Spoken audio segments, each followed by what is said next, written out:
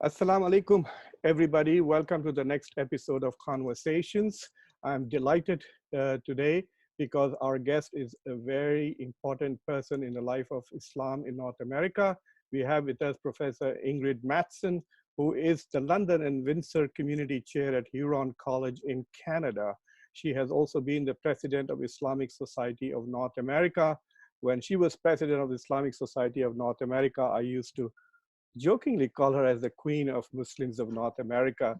But she was an important leader because she broke the glass ceiling for women's leadership in the Muslim community. But she was also a very thoughtful leader, promoted interfaith dialogue, and also increased the outreach of Islamic Society of North America. I also want to thank the Islamic Community Center of Lancaster for hosting and supporting these conversations about the Quran. This will be the last in the month of Ramadan. This is the fourth in the series. You can see the others by subscribing to Conversations. I'm told that I should tell everybody to also press the bell icon next to the subscribe button so that you can get notifications when I post the next conversation. I also want to wish you all an early Eid Mubarak. By the time you're probably watching this, you will be preparing for Eid. This was a very special Ramadan and a very special Eid Mubarak to all of you. Welcome to Conversations, Professor Ingrid Mattson. Assalamu alaikum. Wa alaikum salam, rahmatullah. Thank you for inviting me. I must say I'm a big fan of your book. This is the book, The Story of the Quran. It is a very unusual book. I bought it perhaps on the day it was available on Amazon. I have read it. I used it more than 2 times, once in a graduate seminar.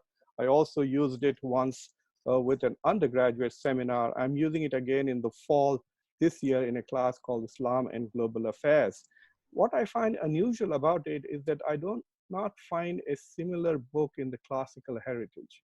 I mean, we find lots of books. We find commentaries on the Quran, specific commentaries which focus on only legal verses, mystical commentaries, Sufi commentaries, and other types of books, but there is no book which talks about the history and the place of Quran in the Muslim culture and Muslim society. So in that sense, what I like about this book is that it tells people like us that even 1400 years later, Muslim scholars can make a new contribution to the Islamic heritage. And that's what I like a lot about your book. So congratulations on that.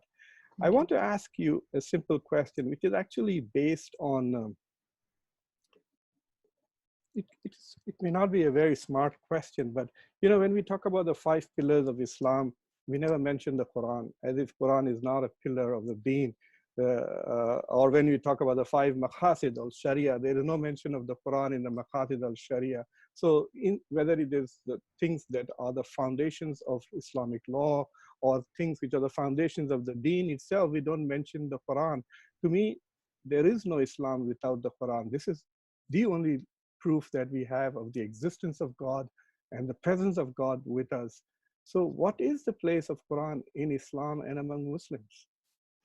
Well, I mean, the Quran as the word of God is, I guess, implicit in everything. It is the foundation and the structure of all those other things. You know, the maqasid come out of those. When we say in our shahada, in the first pillar of Islam, Muhammad Rasulullah, the risala that he brings primarily is the Quran, is the message. So it's so important that it can't be pulled out as one part of Islam, because Islam really is based so much on this message, these words of God that came to the Prophet Muhammad, and everything flows from there. And even all that we see in this creation, which is also evidence for God's creative power and our place in creation, is given meaning and light primarily through our reflections, the reflections of the Quran upon the creation. So there's this interchange between what the Quran says about the created world and the created world itself. So when you wrote this book, what was your main goal? Like, what was the gap that you felt you were trying to fill? My main goal was to have a book that I could assign my class. So I was teaching at Hartford Seminary, and I was compiling readings, you know, a little bit from here, a little bit from there, every year redoing my syllabus, trying to figure out how to put different parts together. And I was not able to get everything I wanted in one place. And even some of the perspectives that I thought were important, I couldn't find. And so that's why I wrote it. I primarily wrote it for my class, but I also wrote it as I was writing it. It was in the first decade of the 2000s, a time when many people were talking about Islam. Many people were talking about what the Quran said. So I also wanted it to be a book that would be accessible to the general educated reader, you know, someone who wanted to know, well, what is the Quran and what is the Quran to Muslims? So not what is the Quran in some kind of decontextualized way, but how do Muslims really engage with the Quran? Because there were many claims being made about that, many ignorant claims, many biased claims, and I felt that that if I could write a book that would be accessible and beneficial to my students, who at Hartford Seminary were graduate seminary students, primarily Muslim and Christian, so a Muslim and Christian classroom, as well as the general community who were educated, who wanted to learn something, you know, really try to understand at least what many Muslims think about the Quran and how Muslims engage with the Quran, then I would be happy if I could come, you know, if I could get all of that in one book. So that was my goal. I think that is the best reasons for, at least for academics, to write books. I wrote a book on Ihsan in which one chapter is written primarily for my graduate seminar, and there are sections in the rest for the undergraduate teaching, because sometimes it's truly difficult to find adequate sources, even though a lot is now available. In your book, you talk about, in the article that you wrote for the study Quran, how to read the Quran, you make an interesting point. The obvious one, that there are non-Muslims who sometimes approach the Quran with a prejudice and with a purpose, which is not necessarily about understanding the Quran. But you also said that Muslims also approach the Quran with prejudices. And to me, that was a little, at first it gave me a pause, and then I realized, of course she is. And I was wondering, perhaps you could elaborate more on that. Well, as with the Quran, as with people, as adults, we have no naive encounter. So we're always encountering this world, and even revelation through our experiences that have shaped us, through how we've been told to think about things. And it's not, I guess, I mean, sometimes it's a prejudice. Many times it is simply cognitive biases or frames of reference or cognitive anchors that limit our ability to think differently. So we know that that when we encounter anything in the world, that as human beings, the way our brains work is immediately to categorize, to analogize, to draw upon past experience. And that's all necessary for us to be able to engage with the world. But when it comes to revelation, sometimes it can limit us. And so that's why we look for experiences and ways to shift our perspective, to look at things a little bit differently. And it really begins with understanding that we are always shaped by our upbringing, by our culture, by customs, by the way things have been framed for us. And if we really want to open ourselves to all the possibilities, then we need to be aware of those things and try to find ways to shift our perspective. I think that that's such a powerful argument, and I wish there was more work on that, because I have noticed that because we are coming with already developed normative frameworks, so rather than learning our values from the Quran, our reading of the Quran is shaped by our pre-existent value systems. And so there is no learning of the Quran, but there's, in a way, an abuse of the Quran.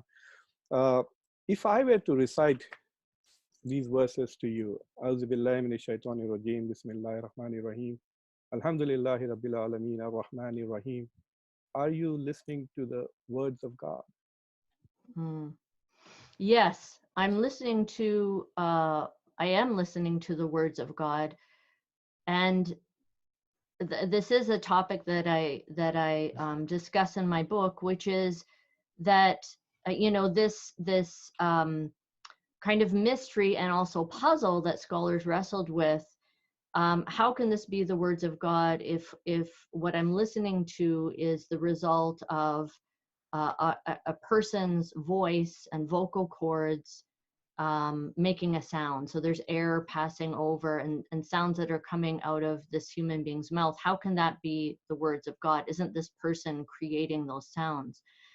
But the opinion that I find very compelling is really a kind of semiotic theory, which is that the sounds that you are making signify meaning. So signify meaning, which is what the Quran is. So it's not the sounds that you are making, but is the sounds that you are making that are signifying what the Quran is, the language of the Quran, the meaning and the words of the Quran that are the words of God. You know, when I read your discussion of this debate whether the Quran is created or uncreated, between the Mu'tazila and the critics, especially from the Hanbali school, it felt as if I couldn't gather what your position was on this. You know, is the Quran created or is it uncreated? Because if it is uncreated, then it becomes co-eternal with God, and it could compromise the concept of monotheism. There are two things that have always existed. But if it is created, then what is wrong with the idea that it is a created product? Right. So first of all, I think what's really important to understand is that the fact that this is a significant issue in Islamic thought was never inevitable. And what I mean by that, although of course everything is by the qadr of Allah, by the destiny of God, but the fact that this became such a significant point of contention really goes back to a particular historical context. You know, the fact that early Muslims were in debate with Christians about what the word of God is, and Christians in an apologetic defense of saying that Jesus is God, is the Son of God, and Muslims saying, well, no, that's, you're now attributing a partner to God. Christians responding, no, Jesus is simply the word of God, like you say the Quran is the word of God. So this is really what began the whole thing. Were these debates between Christians and Muslims about God's being and nature. And so and then if you add into that the attempts of the political rulers, namely the caliphs, especially the Abbasid caliphs, to claim a kind of special religious authority for themselves, this is where we see one side saying, no, we absolutely have to insist that the Quran is the uncreated word of God, because otherwise we are talking like the Christians, and the others saying no, one side saying we have to say this is the uncreated word of God because that is what God has said, and because if you say it's created, then there may be other things in creation that also have have the same authority, namely the caliph or the imam or the leader. And then the other side saying, no, when you say that it's uncreated, then you're falling into the error of the Christians. So there's such a fraught historical and theological context. So for me, it is, on the one hand, it can be a very important question. On the other hand, it's not my priority. For me, that's not getting into that kind of debate. We're using words that are our own words. We're trying to frame the Quran with words or even without words. So we're trying to frame the Quran by what we don't say about it and the way that we don't talk about it. That it's all such in many ways, to me, it's an example of getting slightly distracted by not the most important thing.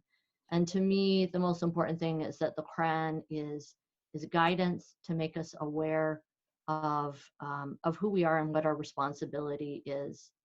I did struggle with it when I first read about it, and I was doing my dissertation at that time when I encountered this debate. I had never heard of it till then. And it was to me surprising that, having lived nearly 30 years as a practicing Muslim, I'd never heard of this debate. It's not very common in South Asian discussions, very common in Turkish society. But I read a tradition in which it was enlightening to me on this issue, because the hadith said that the Prophet, peace be upon him, used to discourage the companions from asking too many questions, because he said that if you ask too many questions, then God will answer all those questions, and then the Quran will become very long. And then I realized that everything that God says is Quran, because Quran is the speech of God, right? So therefore it can't be created. It is a tajalli of Allah subhanahu wa ta'ala. It's a manifestation of the divine rather than a created product. I want to ask you about this this is the ontological status of the Quran, to talking about what the Quran means in personal experiences. I mean, sometimes we become so busy treating it as an academic pedagogical source, as an academic source, that we sometimes forget that we are also servants of God, and the Quran is our connection to Him. I feel that when I read the Quran, sometimes, it's not often, but sometimes I feel that it's like a conversation with God. What is your personal experience with the Quran? Well, my personal experience of the Quran begins before I was a Muslim. So when I was a university student and I was someone who'd been raised Catholic, who had lost my faith as a teenager, was not interested in religion whatsoever after that. Not angry, not like these angry people who walk away from religion, but just indifferent. This was not simply any more part of my experience. And then happening to meet some Muslims from West Africa when I was studying in France, hearing, they told me they were Muslim. They weren't very pious, but I was curious about their life, their culture.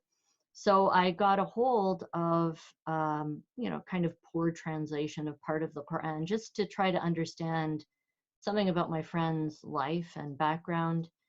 And to my surprise, as I was reading this, it was actually just the last juz of the Quran, I found something stirring within inside me. And what it was a very familiar feeling. And it was a feeling that I had when, as a child in Canada, I would wander around the woods. With my family, it's our tradition for 2 months of the summer to go to a place on an island in the woods, no electricity, nothing around. And basically, I would just, with my brothers and sisters, just wander around. And I remember as a very young child, sometimes walking through the forest and just feeling so full of a sense of oneness, joy, gratitude, that I would start singing, not even words, just a primordial kind of joy. And when I was reading the Quran, this feeling started welling up within me. and it was such a surprise. And uh, and as it grew, I started thinking, uh-oh, you know, what's happening here? And realizing that what I had was a sense of being aware of my creator and of my place in this creation.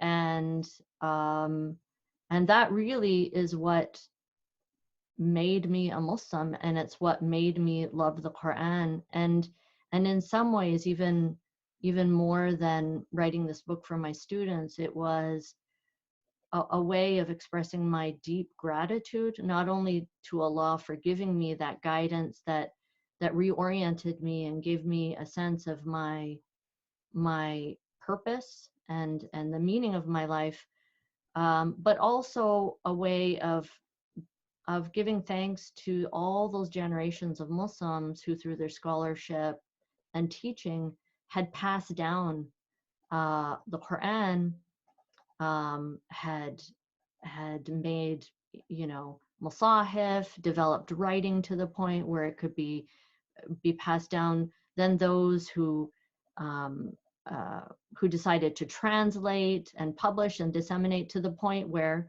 I could, in this very haphazard way, you know, end up with this rather poorly translated last juz of the Quran come into my hands as a university student in Canada. It's amazing. You had a mystical experience, a profound one. Um, in your essay that you wrote for the study Quran, you make an interesting point. And I think it's also in your book, that the literal reading of the Quran. Well, before I come to that, I also wanted to talk about this particular comment you made, that is, the Quran is a source of law, not a book of law. What do you mean by that? Right. So the Quran is not a book of law. A book of law has a series of regulations, laws, rules that that one applies in a legal setting. The Quran is not that at all. The Quran does have some regulations in it, but even where the Quran is very explicit in terms of numbers and individuals, for example, with inheritance, it always needs to be interpreted. So even the most explicit, clear regulations in the Quran, which are a small part of what the Quran is, need to be reconciled with other parts of the Quran, other teachings of the Quran, teachings of the Prophet Muhammad on the same issue, and also within a real living context. So it is always a source of law we go back to for the origins of certain specific rulings, but more than that, usually values, principles, goals that we aspire to with legislation. But of course, one thing I want to say is that unless you're a legislator, you know, unless you're a legislator in a country where you're being asked to draw upon the Quran for your legislation, that's not our rule primarily. You know, you and I, we have no legislative power. We have, except upon ourselves, right? And we're not, when we gather together as a community, as a Muslim community, for example, in a masjid, we're not creating a mini state. That's not in any way what it is. Even if we wanted to, we absolutely lack the power to enforce anything in a real way. And we see that, for example, when people have marriage problems and, you know, they go to the masjid and they want the rules, Islamic legal rules, to be enforced, and then one of the parties just leaves and disappears, and there's no power for the, you know, the imam can't go and put out an arrest warrant or you know, to bring the person back. So we really have to embrace the fact that in most cases we do not have that power, and what we're trying to do is to shape our lives in accordance with with all that the Quran is giving us, regulating our own lives primarily, which we have responsibility over, and then having it inform, having the Quran inform our values, how we interact in the world where we do have some influence. You know, I like the discussion on interpretation in your section of the book. And if you read that, especially the last two chapters of the book are very clearly full of teachable moments, and you can see that you're going to have a conversation about this in the class. So I want to talk a little bit about the anecdote or the encounter between Abu Dhar radiallahu anhu and Amir Muawiyah that you discussed in it. And Amir Muawiyah was living he was living an expensive lifestyle, you know, wearing clothes with golden buttons.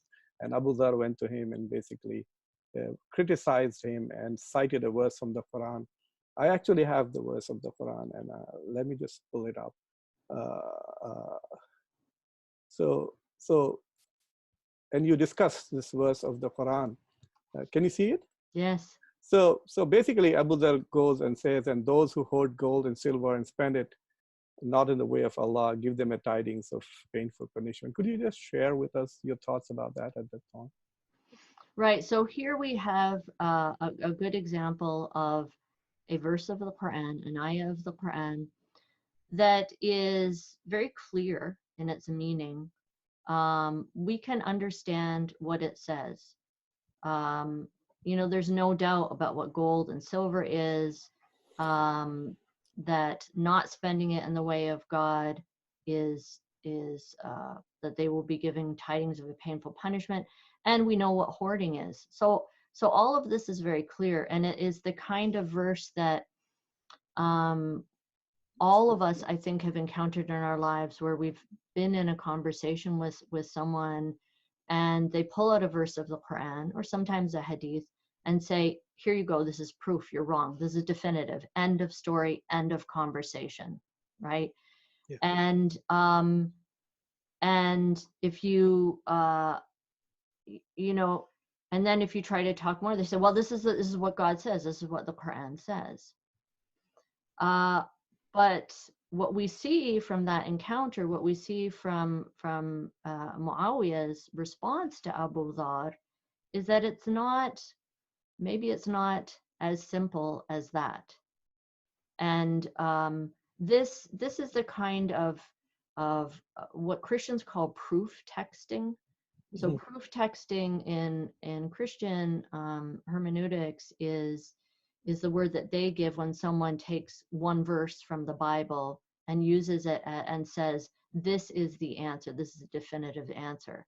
But of course, both the Bible and the Quran have many other verses, right? Yeah. And this is the point. So well, in the discussion, you report that Muawiyah says that you're only citing part of the verse. If you look at the full verse of the Quran, it applies to essentially Jews and Christians or to people of the book, and does not apply to Muslims. And to me, it was very.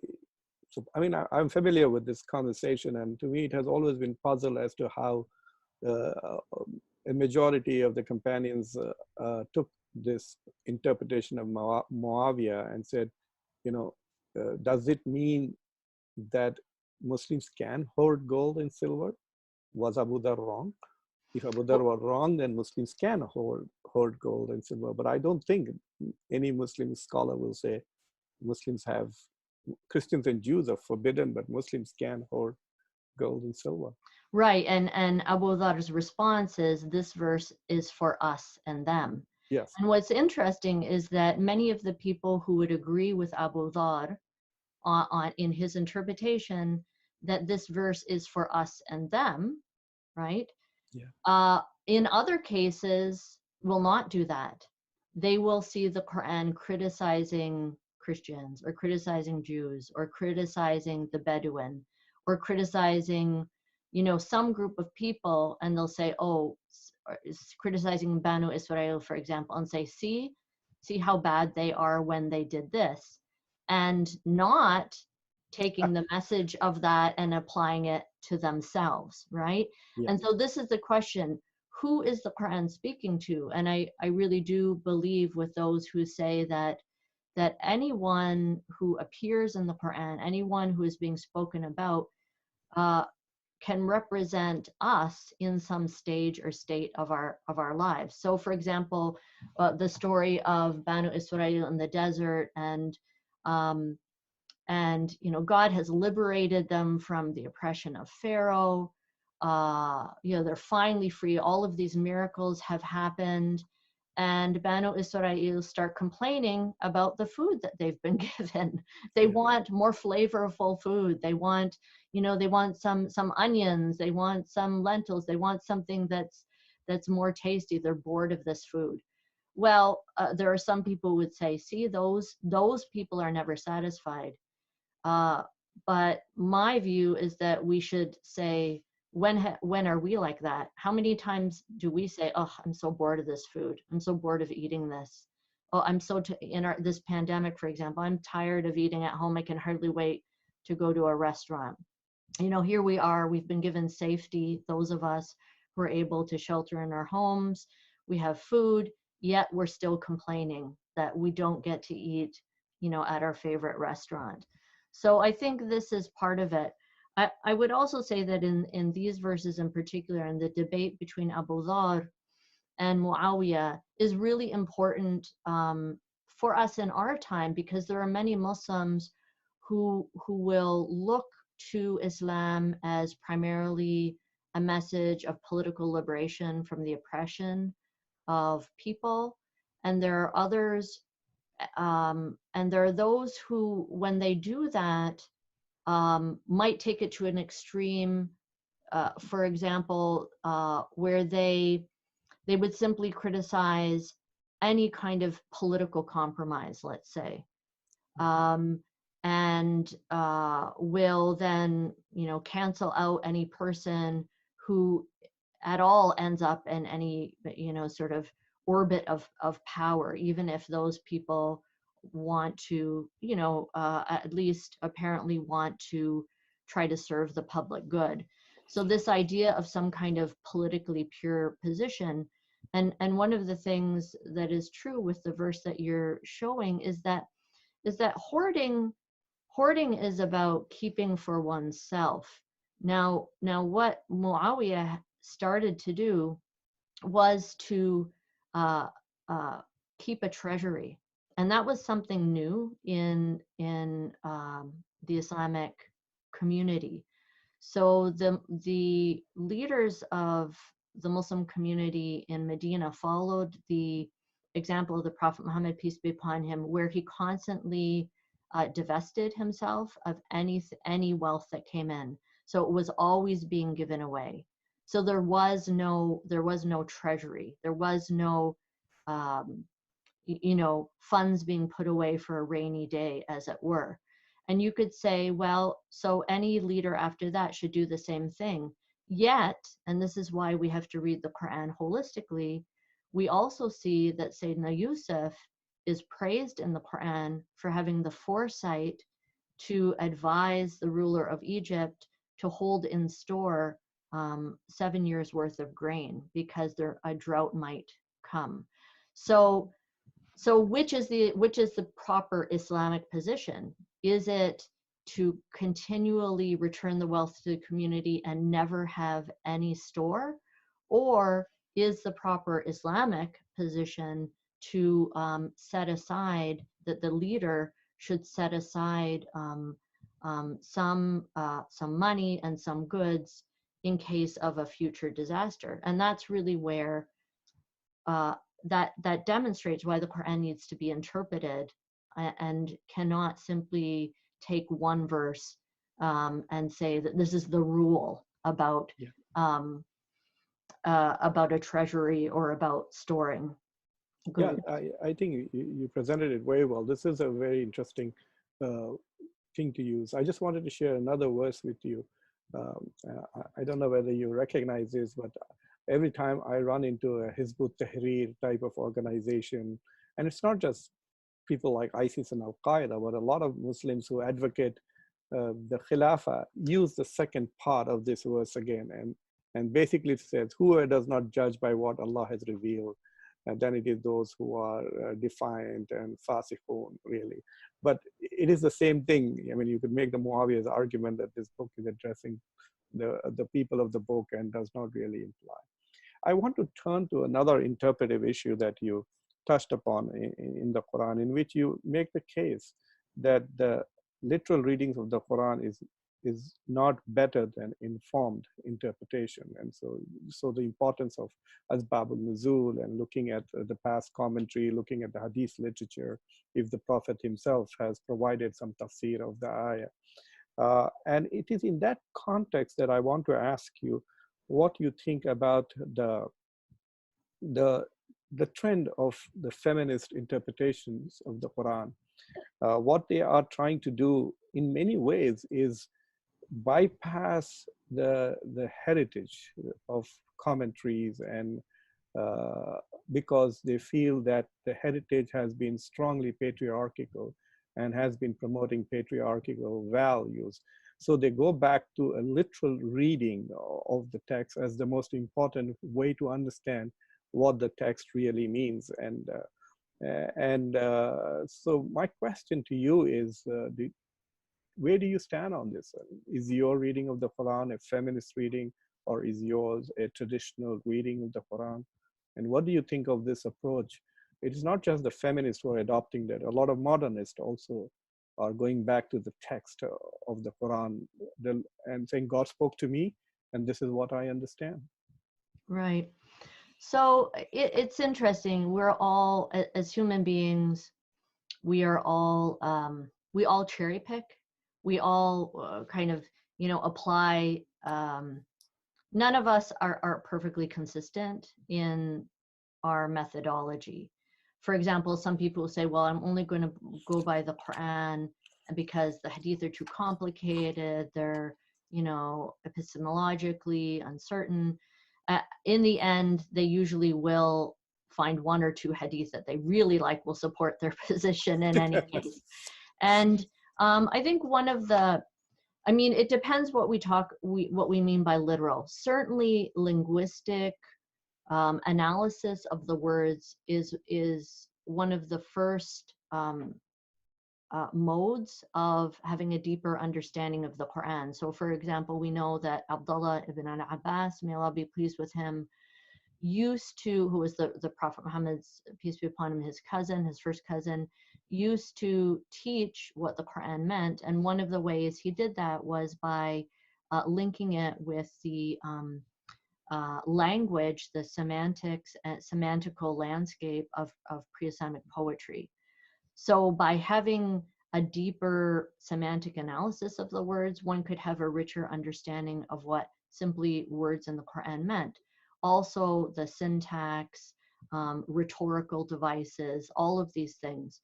And I see that when that continues and is based in the language and is based in a reading the Quran through other parts of the Quran, I think that's a continuation of that heritage. I do believe the tradition has so much to offer us. None of us can reproduce the amount of study, analysis on so many levels that the tradition gives us. At the same time, we also do have the responsibility to engage with that tradition meaningfully, and to not simply obey, submit to a particular person's interpretation.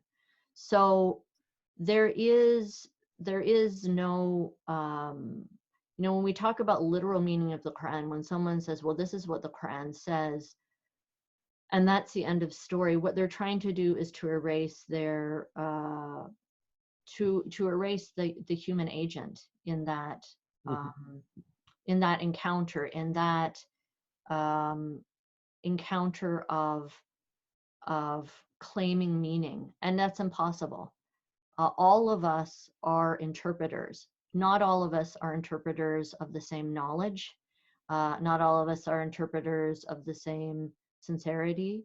Certainly, one of the ways of, you know, how do we, and this is really where what I'm trying to get at in the last chapter of the book is, how do we get around the fact that we all do have biases and perspectives? And that's why to be in a community of interpreters is important.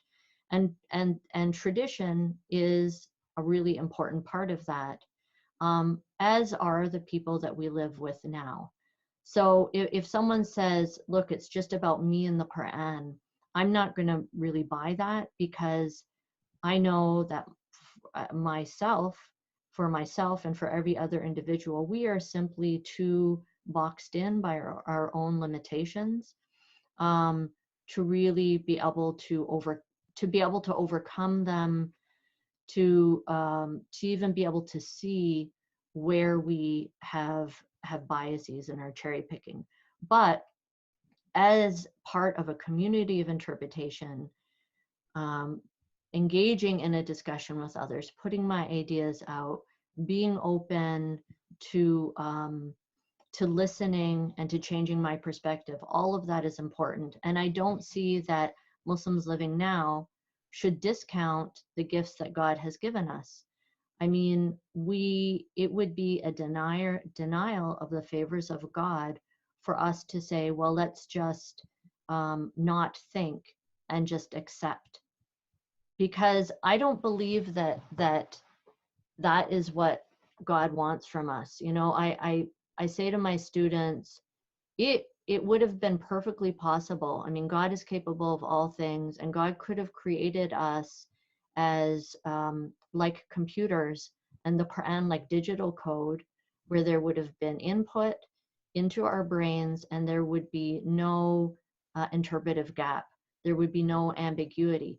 But God chose to speak to us in language, using words that are part of a human language, the Arabic language, that contains shades of meaning, that has ambiguities, structures of the sentence, you know, all sorts of linguistic devices, using explicitly the, you know, Allah says He will tell us stories and parables, where, you know, with stories and parables, it's a different mode of expression. So God chose to speak to us in this way, and chose to create us as people who are in space, time, have experiences, have different experiences, have gender, you know, age, culture, all of these things. And that means we will always be looking at things a little bit differently. And so to me, I'm not going to try to, you know, push all that down and deny that. I'm going to say, wow, like that's amazing. So why did God do that? Because it is through our struggle, our reflection, our correction, our engagement, our arguing, our agreeing, that we grow. We grow ethically. We learn how to live with each other. We grow spiritually. We hopefully become a little bit humble. We learn to be a little bit suspicious of ourselves and of our certainty. So I absolutely do believe that all of these different modes we should be open to listening to. It doesn't mean they're all right. And I can argue very strongly for a position, but we need to engage with the Quran in the way that, you know, that we're being called to. You know, otherwise we're not submitting ourselves to the Quran. We're submitting ourselves to certain people who are claiming that the Quran has these meanings. You know, uh, uh, a lot of us who are academics as well as engaged with the Muslim public life and engaged with the community's work, we live in two worlds with two different modalities. Unlike our non-Muslim colleagues who work in Islamic studies, etc., their life is shaped more by the modalities of academia and nothing beyond that. So sometimes there is a distance between what we as public intellectuals, as scholars say in Muslim forums and what we write in our academic there can be a different style to it. So as a woman leader in North America, you have broken many glass ceilings. There's no doubt about it. You've been the leader of the biggest Islamic organization / movement in North America. One of the most popular ones, the ones who had the greatest impact while president of ISNA. You speak at most of the important events that American Muslims and Canadian Muslims host. So you've gone far beyond most women in having an impact on Islam in North America. But in your writings, especially this book and the other, there is a reluctance to touch upon issues of patriarchy, for example.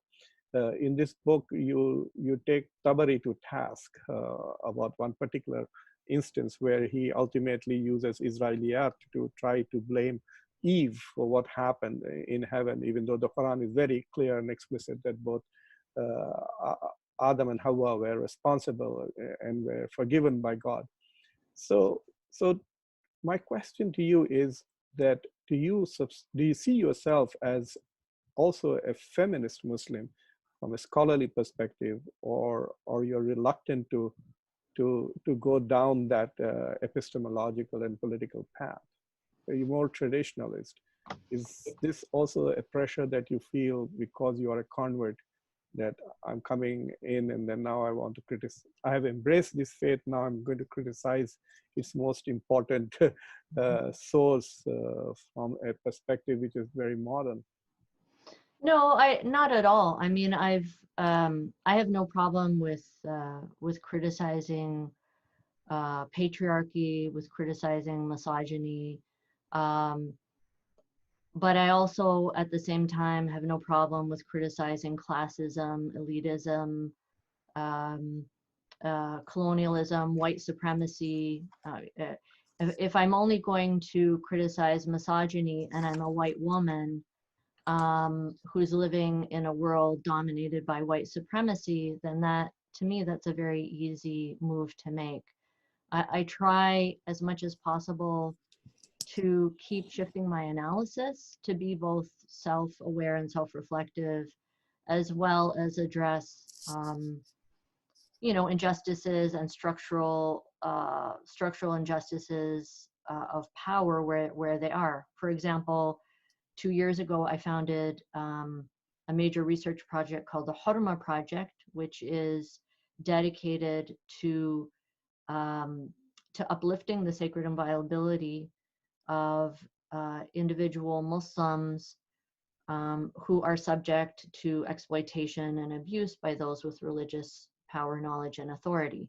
And most of those are men in a male-dominated Muslim discourse. So I have a dedicated research project to that. At the same time, it's not just about men or patriarchy. There are women who misuse their authority and power as well. And so it is primarily about power. It's funny, when the book first came out, the story of the Quran, I was a little bemused at many of the reviews that said things like, this is the first major book on the Quran written by a woman. This gives a uniquely woman's perspective. And I thought that was so interesting because it was not, there was some consciousness of it, but it was not consciously a book by a woman about women. It's just that I see women in a way that very often men do not. And what I mean by that is the story of Khawla, for example, that the book begins with, the Al-Mujadila.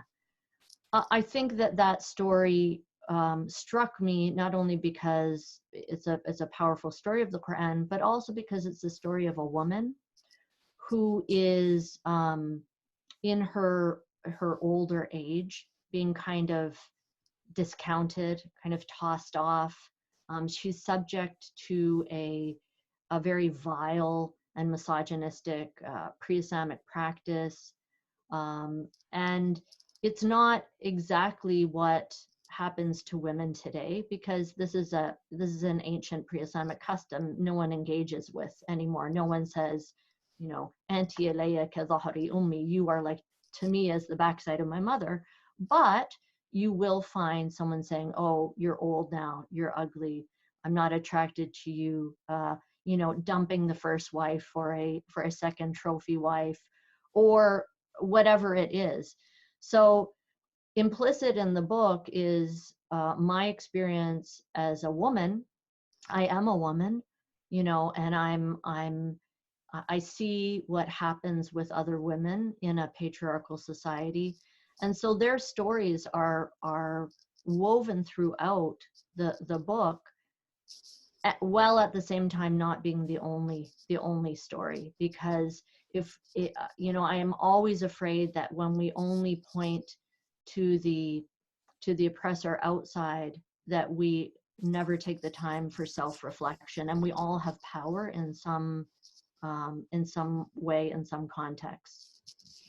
You know, uh, if you had all the resources you wanted, what would be the best way you think in which American Muslims could contribute to the Quran?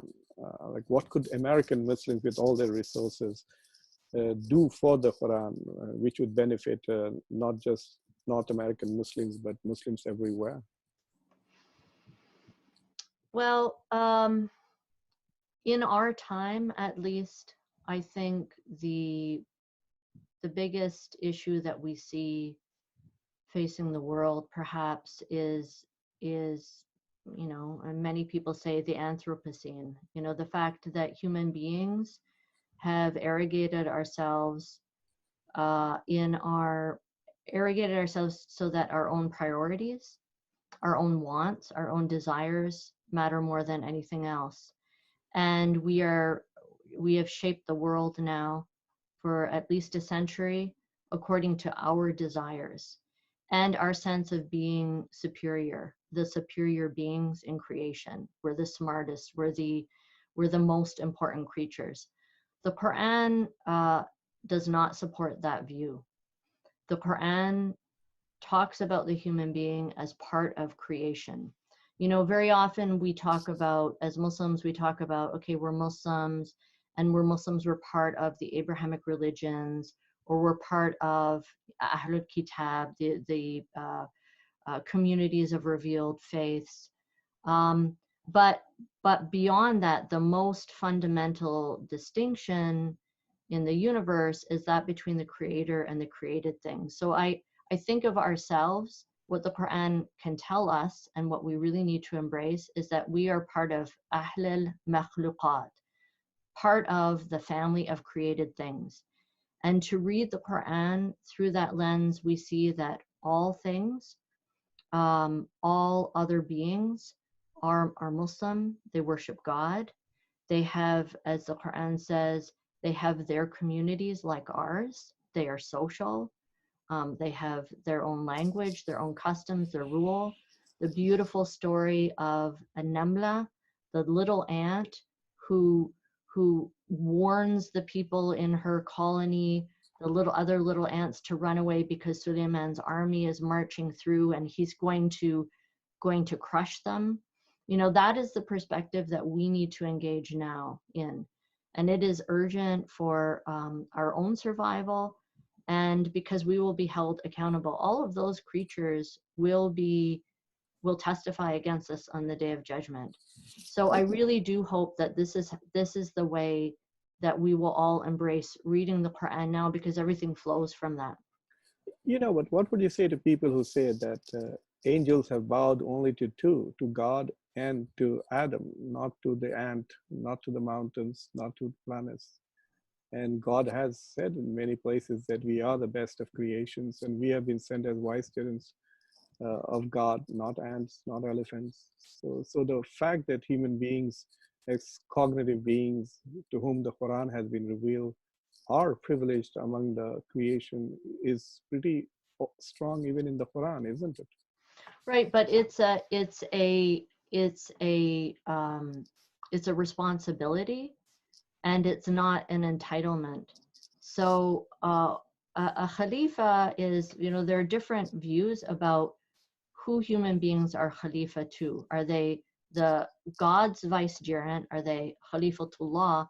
Or are they the successor, because Khalifa means successor, are they the successor to other beings who inhabited the earth before? So there's actually two positions on this. What we do know is that human beings can have the opportunity. I mean, and this is where we have the privilege of struggling and striving to attain a state of spiritual awareness and enlightenment through choice that is beyond other things other than jinn. And at the same time, we can also be the lowest creatures. So we can be worse through our choices. So what we really need to focus on is what we're responsible for. We're responsible for caretaking this earth. And if we don't do that, if we abuse and exploit it for our own interests, you know, it's not, we do not have this position just to satisfy ourselves and satisfy our desires. It is, in many ways, it's like being a parent. So the parent is given authority over their children. And certainly we also derive some benefit, some joy from our children, but we